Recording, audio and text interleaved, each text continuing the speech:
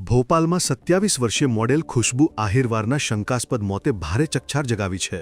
ગઈકાલે 10 નવેમ્બરની વહેલી સવારે હોસ્પિટલમાં તેનો બોયફ્રેન્ડ તેને છોડીને ભાગી ગયો, જ્યાં ખુશ્બુનું મોત થતાં ડોક્ટરોએ પોલીસને જાણ કરી હતી। પોલીસે મૃતદેહનો કબજો લઈ તપાસ શરૂ કરી છે। ખુશ્બુના પરિવારે દીકરીની હત્યાનો આરોપ લગાવ્યો છે। તેના ગુપ્તાંગ, ખભા અને ચહેરા પર ઈજાના નિશાન મળી આવ્યા છે। પોલીસે આ અંગે જણાવ્યું કે ખુશ્બુ કાસિમ નામના વ્યક્તિ સાથે લિવ-ઇનમાં રહેતી હતી। કાસિમ તેને હોસ્પિટલમાં દાખલ કર્યા પછી ભાગી ગયો હતો। રહી વાત ઈજાના નિશાનની, તો એની હકીકત પીએમ રિપોર્ટ બાદ સામે આવશે।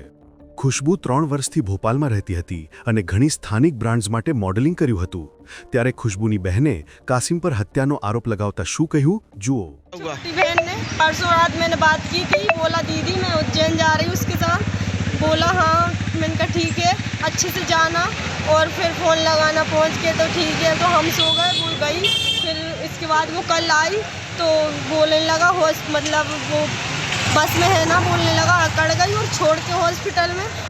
उसके मतलब पूरे इधर गले मसकने का और इधर जो अपन घसीटते हैं ना, और फिर इधर और कमर में जो मारने के वो हरीले निशान है पूरे शरीर को उसके।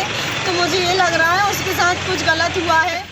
આ અંગે ખુશ્બુની માતાએ કહ્યું કે જ્યારે પુત્રીની તબિયત બગડી ત્યારે કાસિમ તેને હોસ્પિટલ લઈ ગયો। તેણીને બેભાન જોઈને તે ભાગી ગયો। અમને ન્યાય જોઈએ છે। અમારી પુત્રીની હત્યા કરનાર વ્યક્તિને કડક સજા થવી જોઈએ। હાલ આ સમગ્ર મામલે પોલીસે તપાસ હાથ ધરી છે।